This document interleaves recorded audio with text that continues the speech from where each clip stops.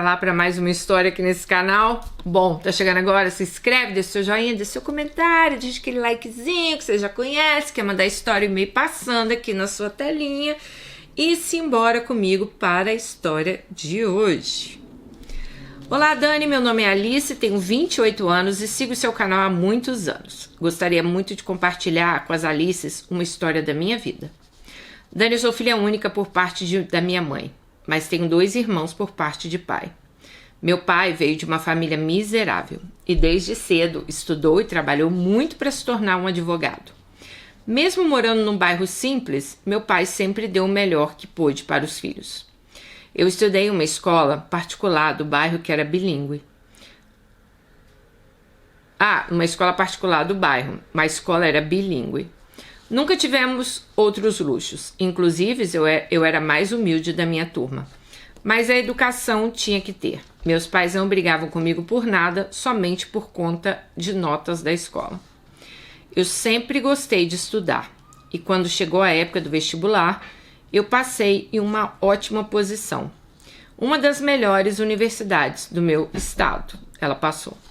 Infelizmente, meu pai morreu de cirrose assim que eu entrei na faculdade aos 18 anos.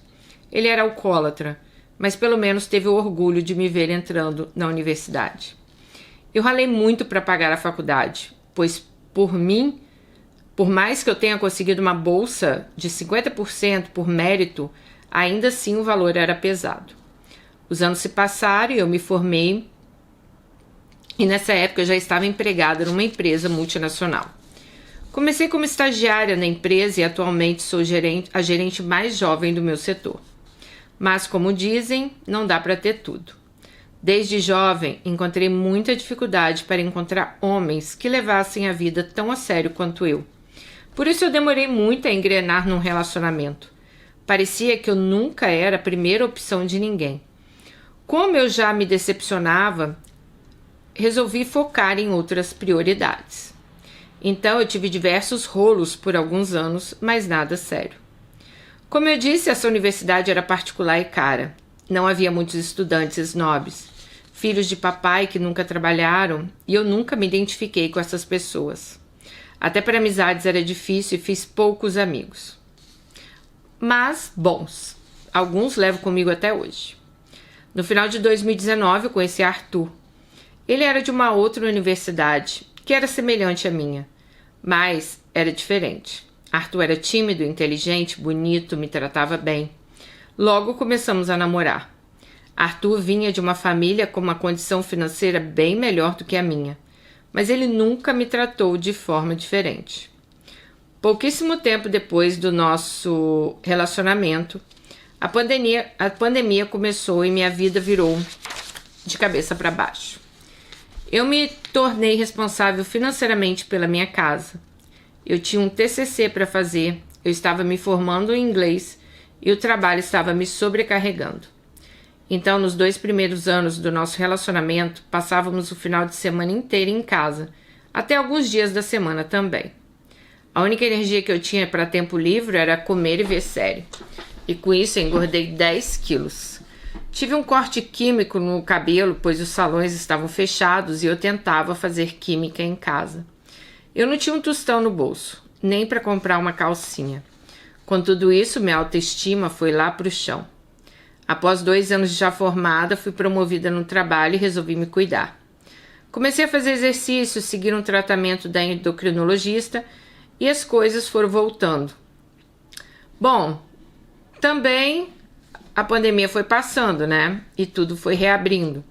Naturalmente, comecei a me reaproximar da minha família e dos meus amigos que a pandemia tinha me afastado. Foi aí que a minha ficha caiu. Arthur não gostava de sair. Ele gostou do isolamento que a pandemia proporcionou. Ele não fazia questão de conhecer minha família e meus amigos. Quando ia, ficava calado e eu pisando em ovos o tempo todo. Tentei abafar a situação por 1 ano. Eu ia a eventos sozinha porque Arthur tinha fobia social. 2 coisas me marcaram. A primeira foi quando Arthur não quis ir à minha colação de grau, que aconteceu tardiamente. Ele alegou que por ter poucos convites eu deveria priorizar minha família. A segunda foi quando a minha madrinha de casamento... quando eu fui madrinha de casamento do meu primo. E ele inventou uma desculpa e não foi no casamento. Foram situações em que Arthur me deixou sozinha. Então eu simplesmente parei de falar dele para as pessoas. Aos poucos eu fui notando Arthur uma pessoa isolada, sozinha. E eu nunca fui assim. Chegou um momento em que nem os momentos a dois eram mais divertidos. Arthur não sugeria nada, não queria passear, não queria viajar, não queria fazer qualquer atividade que envolvesse interagir com outras pessoas.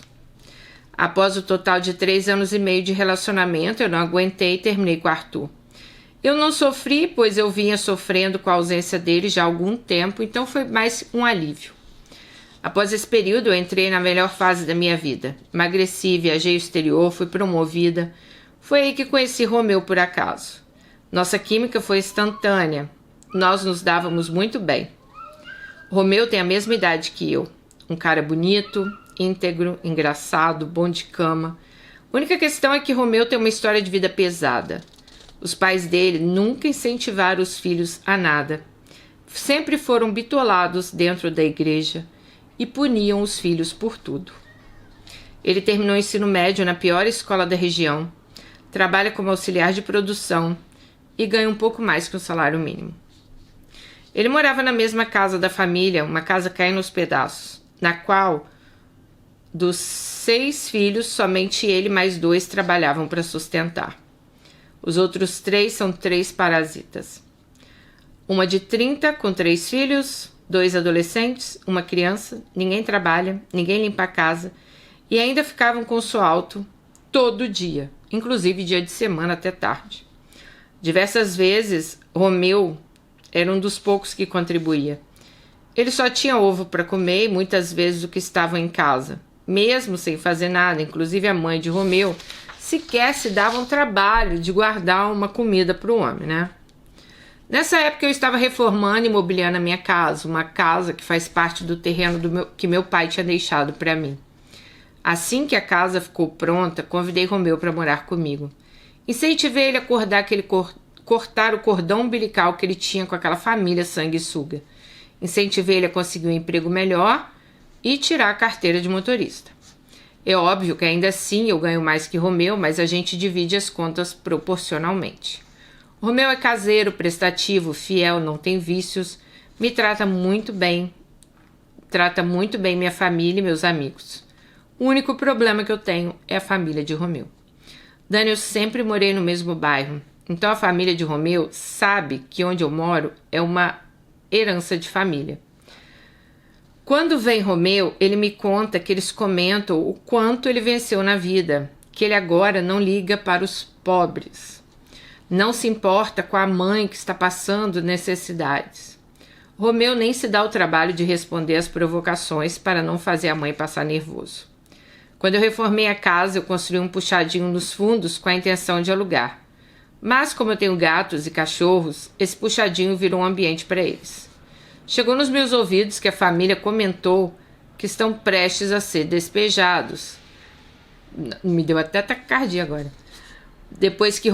Porque depois que Romeu saiu, o outro irmão que mantinha a casa também saiu. E agora ficaram 2 contribuintes, pois uma das adolescentes começou a trabalhar com coisas erradas, tá?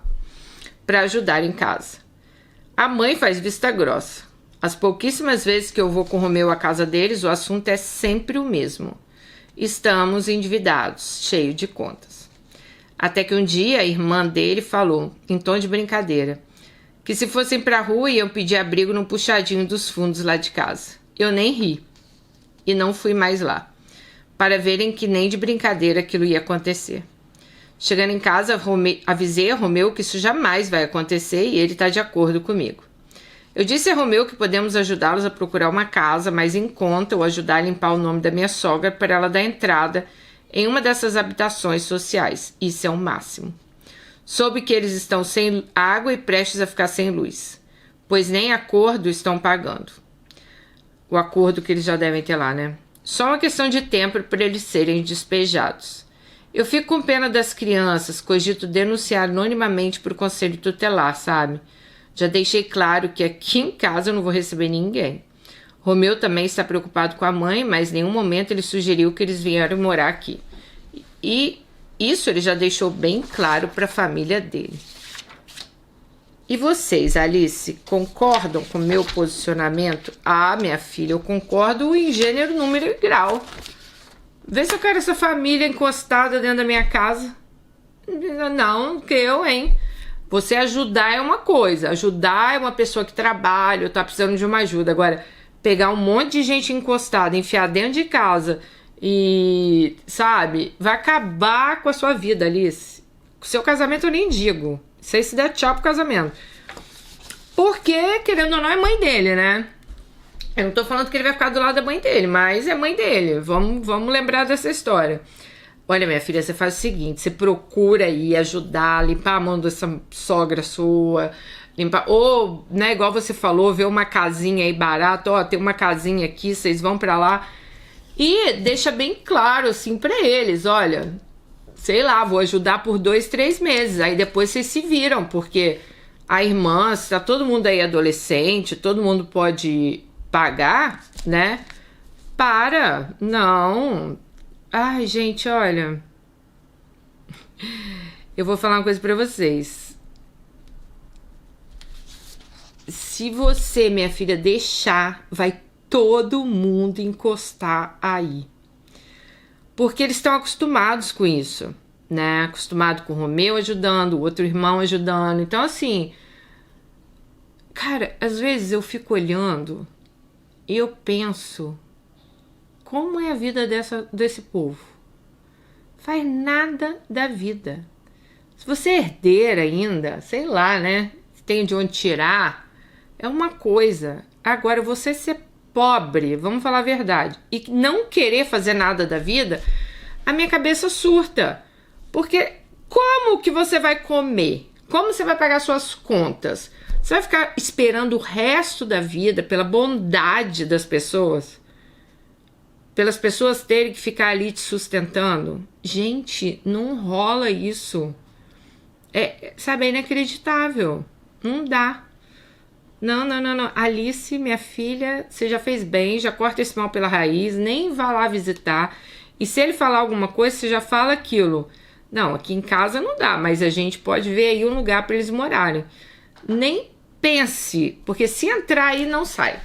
Minha filha vai ser assim, ó, pague para entrar, reze para sair. Não sai.